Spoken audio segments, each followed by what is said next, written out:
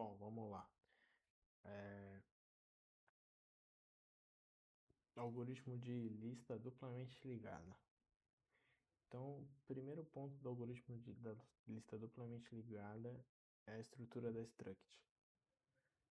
Então, a struct ela vai ter um valor, um nó, né?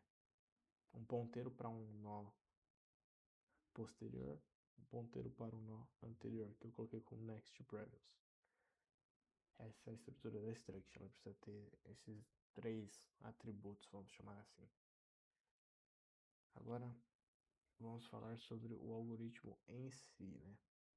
O algoritmo em si funciona da seguinte maneira. A gente vai receber um ponteiro de ponteiro da cabeça, que seria o ponteiro que aponta para o primeiro valor.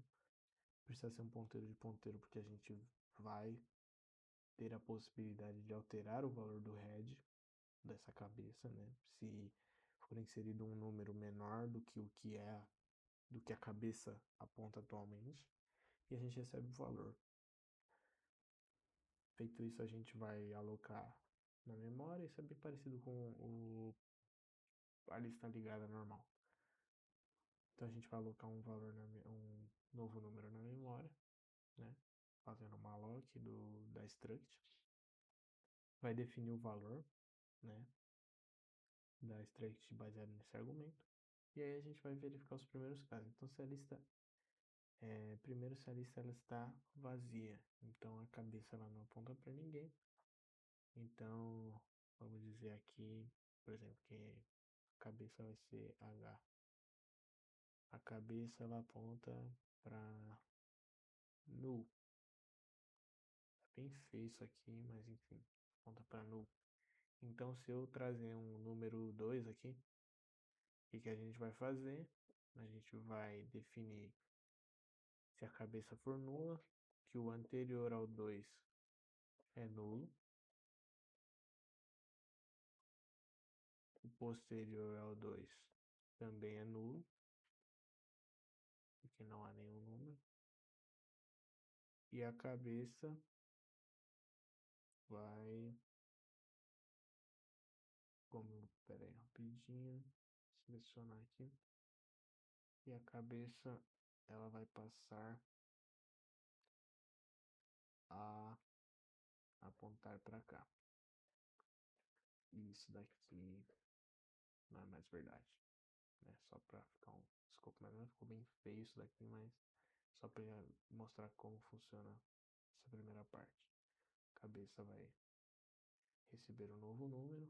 Eu fiz na ordem ao contrário, mas assim também funciona, porque a lista está vazia, você não está perdendo número nenhum.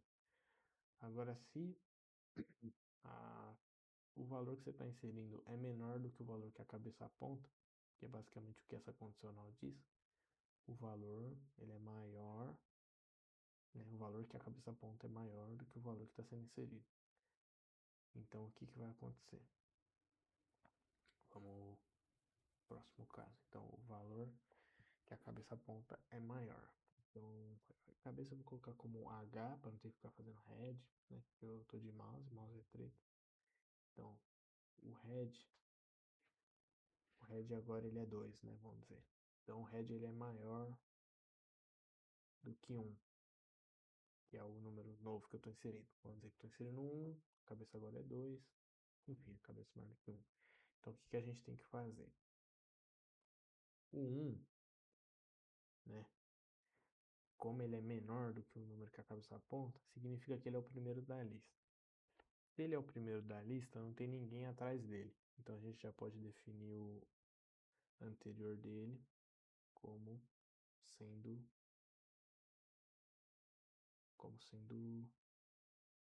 nulo, né? Deixa eu puxar aqui. Isso aqui é nulo, vou colocar N. Não tem que ficar nulo, nulo. Porém, o anterior dele é nulo. Só que a gente tem um posterior, que no caso é o que a cabeça aponta no momento. Então a gente vai apontar para quem a cabeça aponta, né? Que seria o 2, né? E agora que eu já guardei o 2 não se perdeu, a cabeça vai passar a apontar para o 1. Ou melhor, vou fazer de uma forma mais didática. 1 aponta para nulo, aponta para 2, que é quem a cabeça estava apontando, e a cabeça aponta para o 1. Entende? Aqui eu tive que primeiro apontar o próximo do 1 para a cabeça,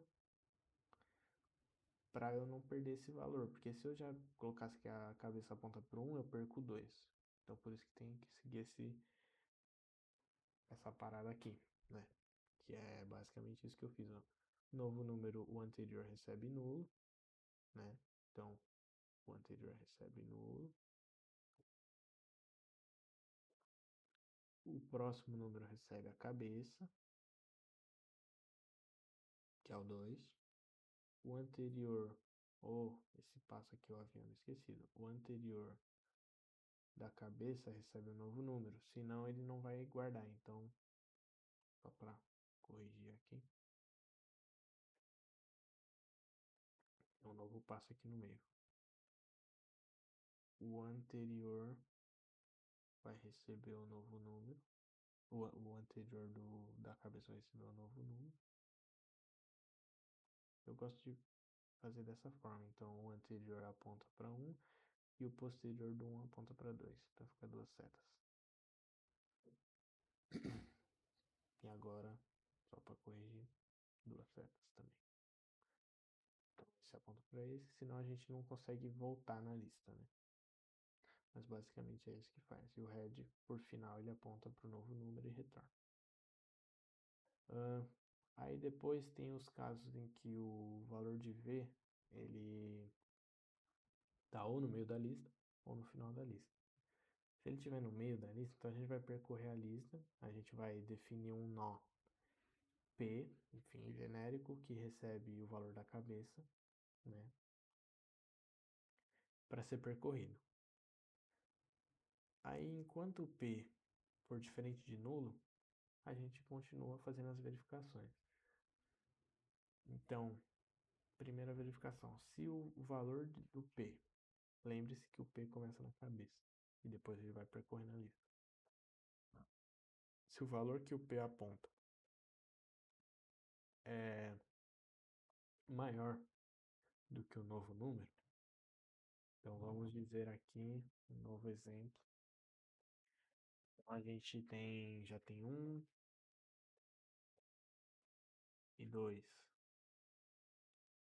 que ficou meio ruim, né? Mas vamos pensar em, vamos dizer aqui, sei lá, que eu inseri o 0. Ou melhor, o 0 não vai caber, porque aí vai cair na outra condicional. Pensei em números ruins, vou colocar outros números aqui. Esse primeiro número vai ser 6. E o 1 vai ser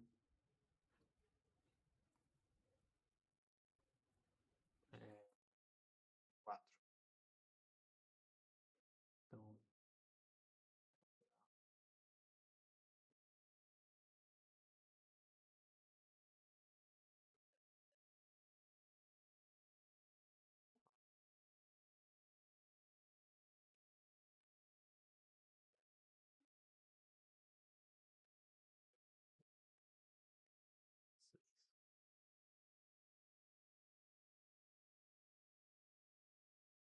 para conseguir ficar mais didático. Então a gente tem o 4 e o 6 e a gente inseriu o 5. Então ele não é nem a cabeça nem o último. Ele está no meio. Então, o que vai acontecer? A gente vai percorrer. O 4, ele não é maior do que o 5. Então a gente passa para o próximo. Né? É isso que faz aqui o algoritmo. O valor do P é maior do que o novo número? Não. Então a gente passa para o próximo. Agora o 6. O 6 é maior do que o 5? Sim. Então, o 5 anterior vai apontar para o 4. E o 5 posterior vai apontar para o P atual, que é o 6. Correto? Então, basicamente, a ideia é a seguinte. O novo número vai apontar para o anterior do novo número vai apontar para o anterior do número atual. E o próximo do novo número vai apontar para o atual, que é o P. Porém, para não dar erro, a gente tem que ajustar os apontamentos do número anterior e do número atual. Então vai ficar algo mais ou menos assim. Head aponta para o 4. O anterior do 4 aponta para nulo. O próximo do 4 vai apontar para 5. O 5 anterior vai apontar para o 4. O próximo do 5 vai apontar para o 6. E o anterior do 6 vai apontar para o 5. Então, o que eu estou dizendo aqui? Primeiro, o anterior do novo número vai apontar para o anterior do número atual, que é o 6. Depois, o novo número próximo vai apontar para o 6. O próximo do anterior do número atual, que é o 6, vai apontar para o 5. E o anterior do número atual está para o 5. Essa aqui é a ideia. Então, ó, o anterior do novo número vai apontar para o anterior do 6, que é o 4. O próximo do anterior, então o próximo do 4 vai apontar para o novo número.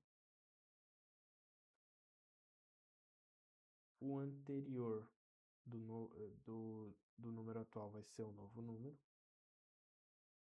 E o novo número próximo vai ser o atual. Aqui a ordem não importa muito, porque você consegue fazer isso sem alterar o valor do P, né? Você só está colocando um ali no meio. E aí tem o último caso, que é o V é o maior número da lista, né? Então ele está no final. Isso significa que a gente percorreu a lista até o final. Então, como a gente sabe que a gente percorreu a lista até o final? O próximo é nulo e o valor desse próximo, desse último número é menor do que o valor desse número que a gente achou. Talvez essa última verificação seja só por precaução, porque se esse número for maior do que o número que a gente está inserindo, vai cair aqui, né? Mas enfim, talvez isso aqui não seja necessário. Só se verificar se é o último, verificando se o próximo é nulo. Se o próximo for nulo, então o que a gente vai fazer? Então vamos dizer que a gente agora está colocando o 8 na parada. A gente está colocando o 8 na brincadeira. Então, por enquanto a gente tem o H. Fazer macacada, eu vou copiar isso aqui. A gente tem esse cenário aqui. Opa. Esse cenário. E agora a gente quer inserir o 8 na jogada. Aí o que vai acontecer? O 8, ele não é menor do que o que a cabeça aponta. Aí a gente vai, feito isso, a gente vai percorrer. O 8 é menor do que o 5? Não. O 5 tem próximo? Tem. Então passa pro próximo. O 8 é menor do que o 6? Não. O 6 tem próximo? Não. Aí chega nesse caso. Então o que vai acontecer? A gente vai ter que falar e o 6, que é o P atual, o próximo dele vai ser o 8. E o anterior do novo número vai ser o P, que é o 6. E o próximo do novo número vai ser N. Importante que eu não coloquei aqui, mas sempre o último número tem que receber N. Entende? Sempre tem essa parada. Então fica mais ou menos nesse escopo aqui.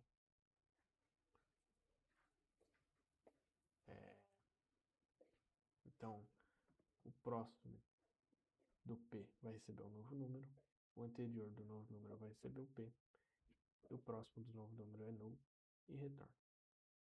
Se não cair nenhum desses dois ifs, significa que tem mais número na frente e tem mais número menor do que o número que a gente está